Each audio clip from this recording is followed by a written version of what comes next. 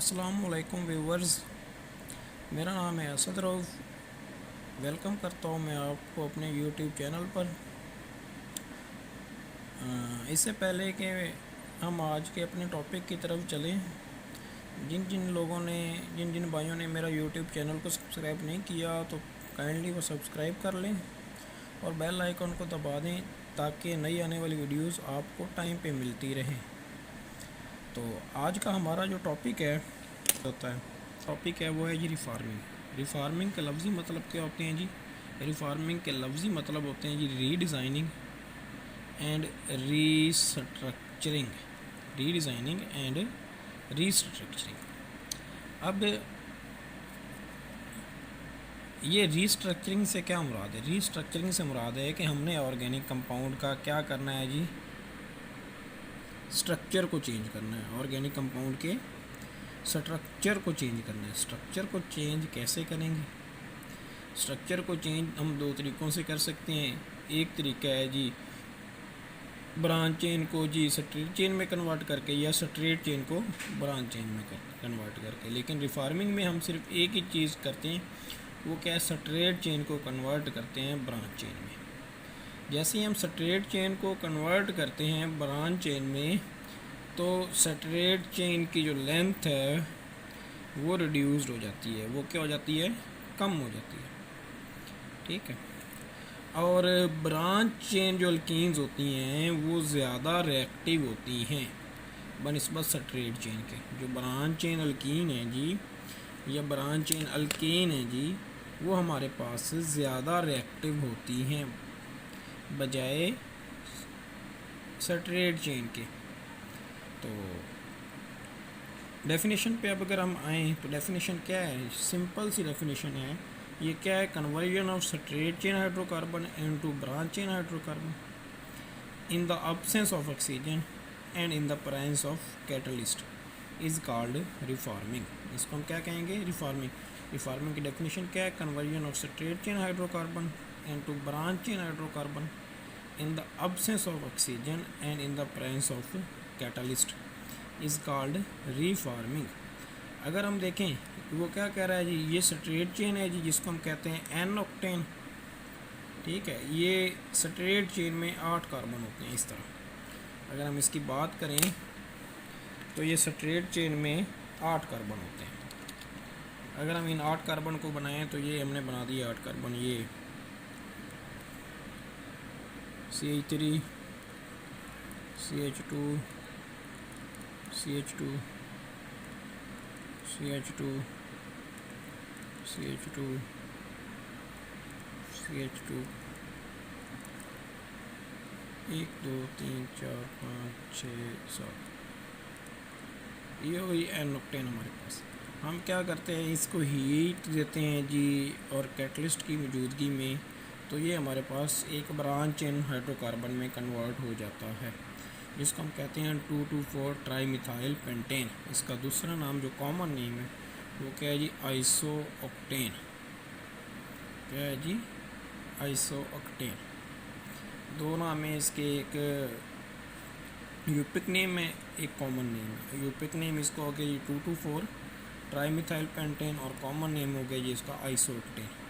इसमें हमने किया क्या है? हमने सिर्फ इसके रिएक्शन पे देखें, हमने स्ट्रेट चेन अल्केन को कन्वर्ट किया है ब्रांच चेन अल्केन में इन द प्रेजेंस ऑफ कैटलिस्ट। ठीक है। और हीट किया है हमने इसको हवा की अदम मौजूदगी में, मतलब हवा की गैर मौजूदगी में। हम जब स्ट्रेट चेन अल्केन को एक कैटलिस्ट की मौजूदगी में, कैटलिस्ट मौजूद होता है लेकिन हवा की अदम मौजूदगी, मतलब हवा की गैर मौजूदगी में जब हम गर्म करते हैं तो हमारे पास ब्रांच चेन अल्केन, मतलब जैसा कि आइसोऑक्टेन इधर ऑब्टेन हुई है, हासिल होती हैं। तो इस सारे प्रोसेस को हम क्या कहते हैं? इस सारे प्रोसेस को हम रिफॉर्मिंग कहते हैं। इस सारे प्रोसेस को हम क्या कहते हैं जी? रिफॉर्मिंग कहते हैं।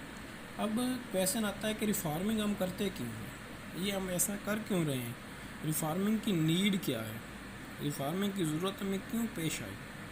रिफॉर्मिंग की ज़रूरत हमें इसलिए पेश आई कि जैसे ही हम ऑटोमोबाइल्स इंजन में अपनी गाड़ियों वगैरह में पेट्रोल वगैरह डलवाते हैं, पेट्रोल हो गया, डीजल हो गया, ठीक है, तो सीएनजी वगैरह हो गया, जैसे ही हम पेट्रोल वगैरह डलवाते हैं और गाड़ियों को स्टार्ट करते हैं, जैसे ही हम स्टार्ट करते हैं तो वो गाड़ियाँ स्टार्ट होने से पहले एक शार्प मेटालिक साउंड पैदा करती हैं।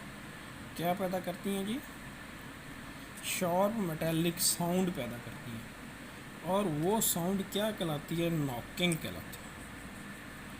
क्या कहलाती है जी? नॉकिंग कहलाती है। फॉर एग्ज़ाम्पल, हमने अपनी गाड़ियों में या मोटरसाइकिलों में पेट्रोल डलवाया है या ट्रैक्टर वगैरह में डीजल डलवाया है, तो वो जो डीज़ल होता है वो फॉर एग्ज़ाम्पल अगर वो अच्छी क्वालिटी का नहीं है, तो वो डीज़ल जैसे डलेगा, वो गाड़ी को स्टार्ट होने से पहले एक शार्प मेटालिक साउंड पैदा होगी। उस साउंड को हम कहते हैं जी नॉकिंग। वो जो साउंड क्या करती है जी? वो साउंड हमारे इंजन की एफिशिएंसी को घटा देती है, कम कर देती है। हमारे जो व्हीकल्स हैं, ऑटोमोबाइल्स हैं, उनके इंजन की जो एफिशिएंसी है वो कम हो जाती है, उनका इंजन सही से वर्क नहीं कर पाता। तो हम क्या करते हैं? हम चाहते हैं हमारा जो पेट्रोल हो वो अच्छी क्वालिटी का हो, ताकि हमारी जो व्हीकल्स हैं, हमारी जो गाड़ियाँ वगैरह हैं, उनका इंजन ख़राब ना हो। सही है। तो इस मकसद के लिए हम क्या करते हैं जी? हम रिफॉर्मिंग करते हैं। हम क्या करते हैं जी? रिफॉर्मिंग। तो ये जो हमारी आम पेट्रोल में गैसोलीन होती है, असल में वही जो गैसोलीन होती है ना, वही बैड क्वालिटी की होती है। ठीक है। तो वो जो बैड क्वालिटी की गैसोलीन की वजह से ये जो हमारी होती हैं जी व्हीकल्स वगैरह, वो सही से काम नहीं करती। ठीक है, उनका इंजन सही से काम नहीं करता, शार्प मेटालिक साउंड पैदा करता है। इस वजह से हमें क्या होती है जी? हमें ज़रूरत होती है किसकी? रिफॉर्मिंग की। तो रिफॉर्मिंग करने से असल में होता क्या है? असल में ये जो गैसोलीन है, अगर हम इसकी करेंगे जी रिफॉर्मिंग, तो इस गैसोलीन का ऑक्टेन नंबर बढ़ जाएगा।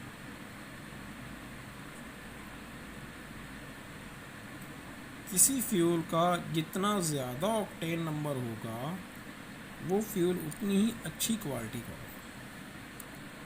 जितना ज़्यादा किसी फ्यूल का ऑक्टेन नंबर होगा, वो फ्यूल उतनी ही ज़्यादा अच्छी क्वालिटी का होगा। और ये ऑक्टेन नंबर होता क्या है? फॉर एग्ज़ाम्पल, ये हमारे पास जी एक बड़ा सा टैंक है जी, ठीक है, पेट्रोलियम प्रोडक्ट का। इसके अंदर जी ये हमारे पास फॉर एग्ज़ाम्पल दो चीज़ें हैं।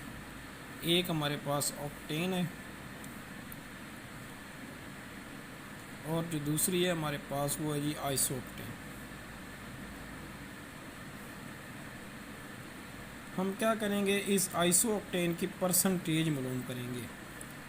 ठीक है, इस आइसोक्टेन की परसेंटेज मालूम करेंगे। किसके अंदर? इस मिक्सचर के अंदर। किसके अंदर? इस मिक्सचर के अंदर। ये मिक्सचर है किस चीज़ का? ये मिक्सचर है जी आइसोक्टेन का और ऑक्टेन का। ऑक्टेन को हम एन ऑक्टेन भी कह सकते हैं। ये जो मिक्सचर, ये हमारे पास क्या है जी? ये एक मिक्सचर है जी। ठीक है, ये किस चीज़ का है जी? आइसोक्टेन का जी और एन ऑक्टेन का। ठीक है, आइसोक्टेन का हम क्या करते हैं? इसमें परसेंटेज मालूम करते हैं आइसोक्टेन की। ठीक है, in the mixture of isooctane and n octane. किसकी? N octane. जैसा कि ये हमने इधर रिएक्शन में एन ऑक्टेन ली थी, इसकी और इसकी रेशो मालूम करते हैं। जितनी ज़्यादा एन ऑक्टेन आइसो ऑक्टेन में कन्वर्ट हो जाती है, उतनी ज़्यादा गैसोलीन का ऑक्टेन नंबर आता है। जितनी ज़्यादा एन ऑक्टेन आइसो ऑक्टेन में, ये मुकम्मल तो कन्वर्ट नहीं होती। फॉर एग्ज़ाम्पल जी, इसके 50 लाख मालिक्यूल हैं, तो उस 50 लाख मालिक्यूल में से 30 लाख मालिक्यूल कन्वर्ट हो गए आइसो ऑक्टेन में, पीछे 20 लाख मालिक्यूल एन ऑक्टेन के बचे हुए हैं। तो इस तरह ये कन्वर्जन होती है। ये मुकम्मल सारे के सारे नहीं कन्वर्ट होते, हाफ से ज़्यादा कुछ कन्वर्ट हो जाते हैं। तो पीछे हम क्या कहते हैं जी? ये इसका मिक्सचर बचा हुआ होता है। तो इस मिक्सचर में हम क्या करते हैं जी, आइसोक्टेन की, ठीक है, परसेंटेज मालूम करते हैं इस मिक्सचर के अंदर। ये मिक्सचर होता किस चीज़ का है जी, होता है जी आइसोक्टेन का, ठीक है, और एन ऑक्टेन का। इस आइसोक्टेन और एन ऑक्टेन के अंदर जो आइसोक्टेन की रेशियो है, आइसोक्टेन की परसेंटेज है, वो क्या कहलाता है, ये हमारे पास ऑक्टेन नंबर कहलाता है। ये जो ऑक्टेन नंबर है, एक तो हम ये रिफॉर्मिंग के तरीक़े से बढ़ा रहे हैं, इसके अलावा इसका एक और तरीका भी है जिससे हम इसका ऑक्टेन नंबर बढ़ा सकते हैं। वो तरीका क्या कहलाता है, वो तरीका कहलाता है use of tail. Use of tail. Tail असल में है क्या चीज़, टेल है जी टेट्रा इथाइल लेड, ठीक है, टी से ये क्या है जी टेट्रा, ई से इथाइल, एल से जी लेड, टेट्रा इथाइल लेड। ये असल में है क्या जी, टेट्रा इथाइल लेड, ठीक है। ये टी से टेट्रा, ई से इथाइल, एल से lead, tetra ethyl lead. For example ये हमारे पास जी एक टैंक पड़ा हुआ है, इस टैंक के अंदर हमारे पास पेट्रोलियम प्रोडक्ट है जी, ठीक है। पेट्रोलियम प्रोडक्ट में क्या होता है जी, गैसोलीन। क्या होता है जी, गैसोलीन। हमने क्या किया है, पेट्रोलियम प्रोडक्ट के अंदर डायरेक्टली टेल ऐड कर दिया है, टेट्राइथाइल लेड उसमें ऐड कर दिया, ठीक है। ये जो टेट्राइथाइल लेड है, ये गैसोलीन के अंदर बहुत ज़्यादा सॉल्युबल होता है। गैसोलीन के अंदर क्या होता है जी, बहुत ज़्यादा सॉल्युबल होता है। गैसोलीन के अंदर ये जल्दी से हल हो जाता है, सॉल्युबल हो जाता है, ठीक है। और गैसोलीन को ज़्यादा रिएक्टिव बना देता है। गैसोलीन को क्या कर देता है जी, ज़्यादा रिएक्टिव बना देता है। जैसे ही गैसोलीन ज़्यादा रिएक्टिव हो जाती है तो वो हमारे ऑटोमोबाइल इंजन्स में स्मूथली बर्न होती है। ऑटोमोबाइल इंजन में क्या होता है जी, स्मूथली बर्न होती है। जब वो हमारे ऑटोमोबाइल इंजन में स्मूथली बर्न होगी, आसानी से जलेगी, तो वो इंजन की नॉकिंग नहीं होगी, ठीक है। इंजन से किसी किस्म की आवाज़ नहीं आएगी, ठीक है। इंजन से किसी किस्म की आवाज़ नहीं आएगी, स्मूथली हर चीज़ बर्न होगी। तो ये इसका बहुत बड़ा एडवांटेज है टेट्राइथाइल लेड का, कि वो हमारा ऑक्टेन नंबर, हमारे फ्यूल का ऑक्टेन नंबर इंक्रीज़ कर देती है।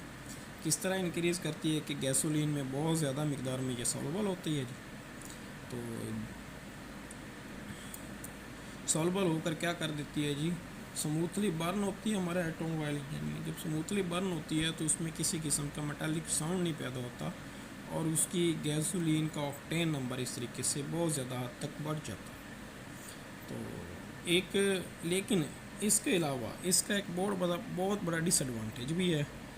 टेट्राइथाइल लेड का बहुत बड़ा डिसएडवांटेज भी है। वो डिसएडवांटेज क्या है, वो डिसएडवांटेज ये है कि जैसे ही हम इसको ऑटोमोबाइल इंजन में जलाते हैं तो हमारी जो व्हीकल्स होती हैं, हमारी जो गाड़ियाँ वगैरह होती हैं, उनके सलेंसर से धुआं जो निकलता है, उस धुएं के साथ एक गैस भी निकलती है जिसको कहते हैं लेड ऑक्साइड। ये जो टेट्राइथाइल लेड है, ये एक बहुत ही जहरीली गैस खारिज करता है, जिस गैस का नाम है जी लेड ऑक्साइड। लेड ऑक्साइड क्या करती है, हमारे जो माहौल को आलूदा कर देती है, एयर पोल्यूशन का सबब बनती है। इसके अलावा ये जो हमारे पास ये इसका एक और बड़ा डिसएडवांटेज है कि वो लेड भी खारिज करता है। क्या खारिज करता है जी, लेड खारिज करता है अकेला। वो जो लेड है वो एक न्यूरोटॉक्सिन है। न्यूरोटॉक्सिन का मतलब क्या है जी, ऐसा केमिकल जो डायरेक्ट हमारे नर्वस सिस्टम पर असरअंदाज हो, न्यूरोटॉक्सिन कहलाता है। हाँ, नर्वस सिस्टम पर असरअंदाज हो। ये जो हमारे पास लेड होता है, ये हमारे नर्वस सिस्टम को डैमेज करता है। ये ठीक है, नर्वस सिस्टम के जो रिलेटेड है बीमारियाँ पैदा करता है। तो दोस्तों, ये था आज का हमारा टॉपिक। तो हम इसमें क्या करते हैं, हमारा इसमें मेन फोकस होता है रीफार्मिंग के अंदर कि ये ऐसा प्रोसेस है जिसमें हम ऑर्गेनिक कंपाउंड की लेंथ को इंक्रीज़ नहीं करते, उसको रिड्यूस करते हैं। ऑर्गेनिक कंपाउंड की लेंथ को रिड्यूस कर देते हैं, ठीक है। किस ज़रिए से? ब्रांचिंग पैदा करके। उसमें किस ज़रिए से? ब्रांचिंग पैदा करके। तो ये हम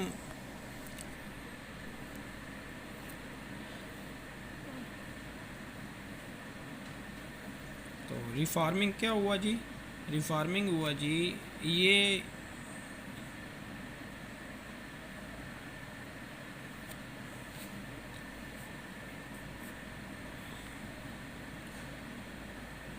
आज का जो हमारा